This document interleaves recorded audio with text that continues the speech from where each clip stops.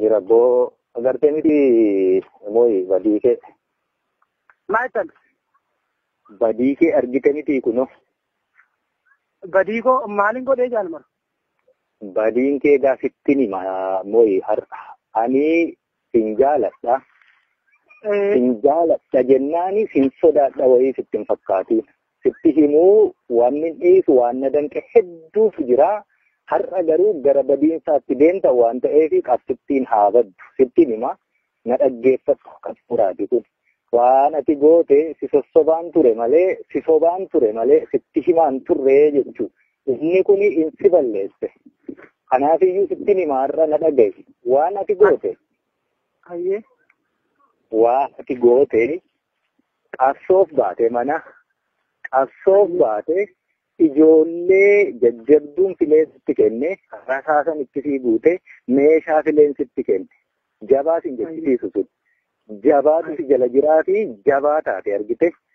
Jabaatti jala jiraa fi jabaa taate jabaa jechuun garuu jabaa walitti qabanii sanaan miti. Jabaan ijoollee yeroon hir'ina jiru meeshaas fuudhee rasaasas fuudhee ijoollees filee kaa naamusa qabdu kaa suusii hin qabne ennaa jettani warra dabeessa maalii warra suusii na rakkisanii hin ajajaman ennaa jettu si jalaa fuudhee nama kaanitti laafaa meeqa hir'uu meeqa ka qabu suusii meeqa qabu ennaan itti kennee hojii hojjetan jaboo warra sana simiti quba qabaadhu. Ijoollee jajjabduu akkasii waliin loltani walii wareegama guddaa kaffaltani maqaa horattani. Achuma tura. Hayyee. Xiqqoo ishee yeroo naa kenniitii sitti naasaa warra si jeequ. Ijoolleen natti dhumnaanii natti deebi'anii ijoolleedhaan. Warra si jeequ sin dubbisa booddee naa obsi hojii hin qabaa jedhiini. Ijoollee akkasitti waliin loltanii waliin jabaattanii jabinni suni guutummaa addunyaatti jaallan keenya furgaatuu keenya urjii lolaa keenya mooyii keenyaas jechisiise. Akkasuma akkas miti. Dhugaadha. Akkas ijoollee akkasii waliin loltan sana akkasitti deemtanii maaltummoo ta'e waliin beekna mooyi ani akkan dubbanne kana taasisaa jiru wanti ta'e haala akkasii wareegama kaffalaa jabaa taa'ennaa deemnu diinni keenya waan godhetu jira diinni keenya waan inni godhe wallaalaa keenyatti dhimma bahee ijoolleen kun kophaatti wareegamte kophaatti akkas taate kophaatti maalii taate sitti himeera kanaan duras ololli ture sun akka waan balaa hamtuuf jabaa ennaa walitti qaban beekin lafa jabaa haa buqqisuufi. Kaanin laafaa jimmatti ergine waraana komaandarii tokkittii qabu roobaa kanan jimmatti erge nama buqqisuu danda'u waan ta'eef ibbo achitti dhaqee wareegamennaa meerre nam tokkochi keessan dhaabanne achi keessaa bahee baqate. Kanaaf jabaan lafuma jabaatti ergu iccitii biraan qabu.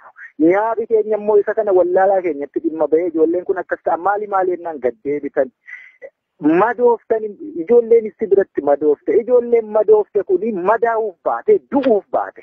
Yoo haqa isaa walitti hinna ta'ee taa'uuf hin baaneeti mooyii wareegamuuf baate madaa'uuf baate namni mooyinii akka wareegamuuf ergame iddoo akkasitti ergame filatame sirrii akkati wareegamtuufi akkati lafa saaltuuf hin si ergi garuu wallaalaan keenya kana naan hubatu waan ta'eef yoo waa taatanii qabsoo kana bada Oromoo akka takkaa walii galee waliin jiraachuu hin dandeenye kana diigumsa wayii dhufa. Rakkootu dhalata wareegamni immoo deebi'ee ijoolleen kun wareegamni ishee kosii ta'a bishaan ta'a jedheetanii rakkoo meeqaan calluma sidiin jedhe marfee fuutee namnis akkamuu dideennaan ofii kee of akkamta hin beekumsa immoo achi booddee ijoolleen madoofte jennaan nama tokko lama madaa'e nama tokko lamatu wareegame akkatti dhiisnee deemnuu hin qabnu jette nan dhiise lafa xiqqoo tokko kiiloomeetira tokko hin taane achuma naannoo tokko qabattanii akka waan diina hin qabne akka waan diinni boruun dhufne akka waan Oromiyaa keessaa baatanii Ameerikaa keessatti lafa bilisa ta'e wayii tokkorra jirtanii achumatti gadi teessu sitti hima ka'aa deemaa qabeenya fuuneerra birrii fuuneerra konkolaataa fuuneerra akkam goona. Akkas miti yoon jedhe nan dhageessuun waanan keessa kootti sodaadhutu jira beekta. Siitiin miti ololichatu jira beekta. Duuba keessanii waan jiru waan baay'ee waan wal xaxaa meeqa sin hin beekne jira. Yeroo sana calluman siniin jedha. Uummatatu nu kadhatee uummati akkas ta'ee qeerroon asiis akkas nuun jedhe mee uummati si kadhate suni har'a eegdeetta baqattanii keessaa baatanii eelagaasa kana badiin ati dalagde siin jechuutti jiru ni salphatte malee waan tokko kabajaan qabdu amma uummatan kaleessa uummati yoo deemtan akkam taana jedhee abboo ni deemna malee akkam goona ree Laga ga'uu diddani beeki. Laga ga'uu diddani isinitti himennaan sinii galuu dide. Mixiliksee isinitti himuuf immoo rakkoo meeqatu jira. Eetiin sodaadhee dhiisuutti jira beekta. Dhaqee kuni waan meeqa balleesse. Badii meeqa ta'e. Sochootee beeki. Rasaas ana miti kasitti kennu. Ijoollee siifile sitti kenne haadhumattu saa jiraattusi. Waa hundumaa sitti kenne sochoote bobbaate bas bobbaasan ammoo morii jechuun nama lafa hamtuus haa ta'u gaarii keessatti bakka hin jirretti nama waa dhalche waa gochuu danda'udha. Guutummaa guutuutti sitti gadhiiseera godhi siin jedheen si jaaladhee sitti abdadhee si gadhiise. Calluma jettee marfee of waraantee sa'a 24 kuftee ciisaa oolta beektaa hin beeku sitti hin fakkaatiin. Ijoollee immoo doorsista yoo akkasana gootan akkasana of godhaan lubbuu koorrattiin of ajjeesa abboo of ajjeesi. Waan inni sin gabbaraa jiruu fi beektaa qabsoon kuni wareegamu mukti kuni obboloonni keenya kuni diidatti dhumatte kuni sanan tiksa malee hambiraan haa qotaanaa aramaa naameessa ani kanan qaba kanan obaasi kana nyaachisi kabajaa kiyyaaf asnaa fi achinaa raffisi siniin hin jenne na beekta mooyi waraanni bilisummaa Oromoo yoo cubbuu dubbattu ta'e irraa kaafee ani marroon hooggana keessan miti.